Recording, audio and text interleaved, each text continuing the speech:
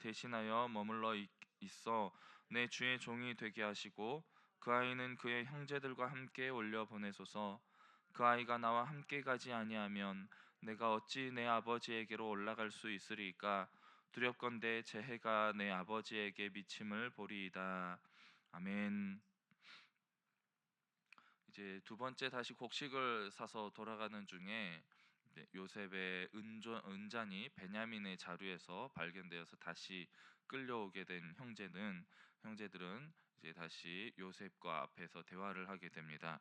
그때 유다가 나서서 베냐민을 대신해서 변론하며, 이 베냐민은 나의 사랑하는 아버지와 하나와 같은 존재이니 이 베냐민을 돌려보내 주시고 대신해서 나를 잡아 주시옵소서라고 말을 하며 유다가 변화된 모습을 보여주는 장면입니다.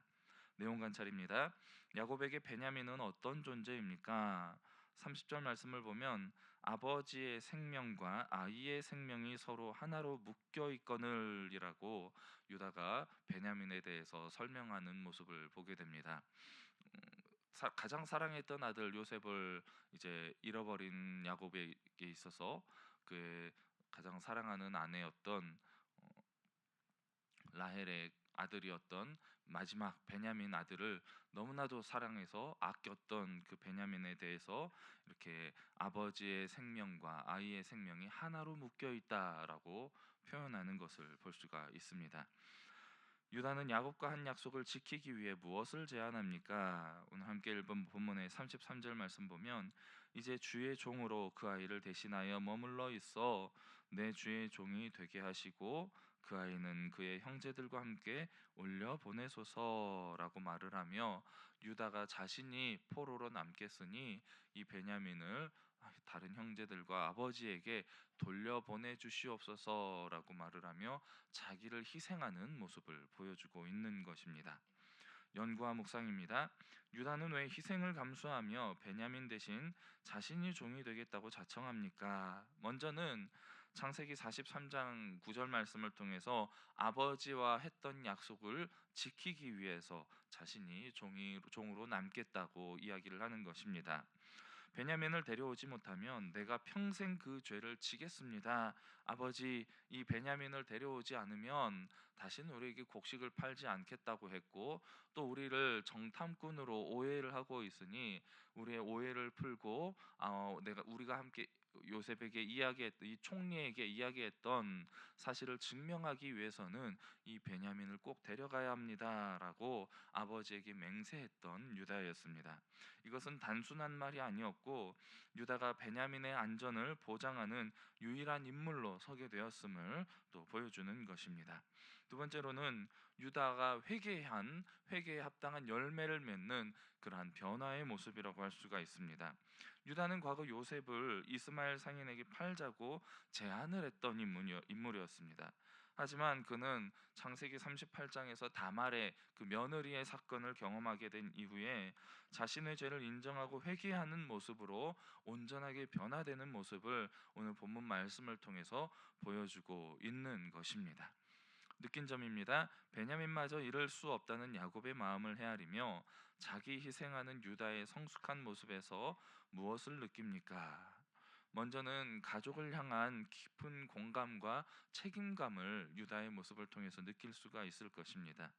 유다는 단순하게 베냐민을 보호하려는 것이 아니었고 이 베냐민을 목숨과 같이 사랑하고 아끼는 아버지 야곱의 슬픔과 그 상실의 마음을 헤아리고 있었던 것이죠. 그 아이가 없으면 우리 아버지는 죽을 것입니다 라고 말하는 유다의 말은 아버지의 이 깊은 마음을 잘 이해하고 있었다는 증거로 우리가 볼 수가 있을 것입니다. 두 번째로 자기 희생의 아름다운 모습을 유다가 보여주고 있는 것이죠. 유다는 자신의 자유와 미래를 포기하면서까지 이 동생 베냐민을 위해서 대신해서 종으로 남겠다고 희생하는 모습을 보여줍니다. 이는 과거 요셉을 팔았던 유다의 모습과 아주 대비적으로 보여지는 모습이며 회개와 변화의 진정한 모습이 어떤 것인지를 보여주는 것이라고 할 수가 있습니다.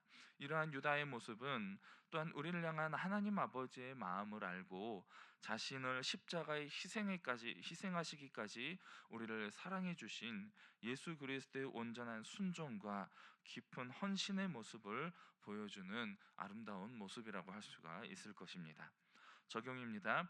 최근 내가 조건 없는 사랑을 베풀지 못하고 누군가를 미워하거나 피한 적은 언제입니까? 누군가가 나의 뜻과는 다른 모습으로 나에게 대하고 또 나를 실망시킬 때 우리는 그 사람을 멀리하거나 무시했던 적이 참 많을 것입니다. 우리가 분노하게 되는 것은 그 이유가 무엇입니까? 그 사람은 자신의 그냥 삶을 따라서 살아가는 것인데 내 뜻과 다르게 그 사람이 행동할 때 내가 분노하게 되는 것이죠. 그리고 내가 내 마음속에 미움이 나타나게 되는 것이죠. 그 사람이 나를 분노하게 하는 것이 아니라 이 분노의 원인은 항상 나에게 있다는 사실을 우리가 잘 기억하고 내 마음을 다스리고 다른 사람을 이해하기를 힘쓰는 그러한 모습으로 살아가는 것이 어떨까요? 나와 생각이 다르다는 이유로 또 우리는 그 사람과 대화를 피하거나 그 사람을 피할 때가 참 많습니다. 생각이 다를 때 특별히 교회 안에서 가장 피해야 될 대화의 주제는 무엇입니까? 정치 이야기죠. 나와 색깔이 다르다고 해서 지지하는 정당이나 지지하는 지도자가 다르다고 해서 저 사람은 상종몰달 사람이야. 어떻게 저 사람을 저 정당을 지지할 수가 있어라고 말을 하며 우리가 서로 미워하고 적대할 때가 얼마나 많습니까? 우리는 하나님 나라의 백성입니다. 예수 그리스도 안에서 하나 된 백성으로서 우리는 서로 사랑하고 이해해야 할 의무가 우리에게 있는 것이죠. 나와 생각이 다르다는, 정치가 다르다는 이유로 우리는 다른 사람을 미워하고 멀리해야 할 이유가 전혀 없다는 것입니다. 결단입니다. 하나님께 받은 사랑을 기억하며 그 사랑을 먼저 흘려보내기 위해 오늘 무엇을 실천하겠습니까? 용서의 마음으로 먼저 누군가에게 연락을 해보는 것은 어떨까요? 전화가 부담된다면 카톡이나 문자 메시지를 통하여서 먼저 화해의 손길을 내밀어 보시기 바랍니다.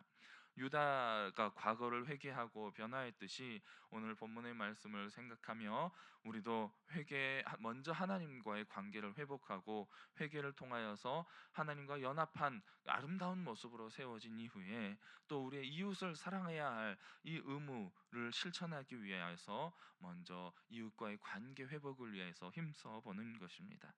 또 오늘 만나는 사람들에게 따뜻한 말 한마디, 격려의 말 한마디를 우리가 건네보는 것입니다. 남편에게, 아내에게 또는 자녀에게 먼저 눈뜨고 만나면 사랑한다, 오늘 하루도 힘내렴, 너를 응원한다, 이런 격려의 말들을 통하여서 우리 가족들에게 또 우리 주변에 있는 이웃들에게 격려의 큰 위로의 말들을 우리가 건네보는 것입니다. 이제 오늘부터 긴 오늘은 이제 개천절이지만 쭉 이어지는 주말을 통하여서 설 명절이 설이 아니죠. 추석이죠. 추석 명절이 이제 또 시작되는 긴 연휴에 들어가게 됩니다. 이 명절을 통하여서 가족 간의 화해를 이루어 보는 것이 어떨까요? 혹시 형제나 친척들 가운데 어떤 사소한 문제 또는 큰 문제들로 인하여서 갈등이 생긴 부분이 있었다면 이번 명절을 통해서 용기를 내어서 먼저 화해의 손길을 내밀어 보시기 바랍니다.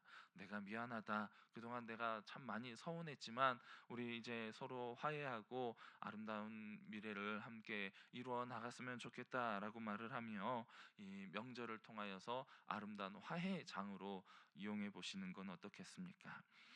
오늘 하루도 이렇게 하나님께 받은 사랑들을, 먼저 받은 사랑을 기억하며 하나님께 받은 사랑 내 이웃과 가족과 함께 나누고 구원받은 성도로서 누리게 된 이 은혜의 기쁨을 함께 나누며 행복한 시간을 보낼 수 있는 귀하고 복된 하루가 되시기를 주님의 이름으로 간절히 축복합니다. 이 시간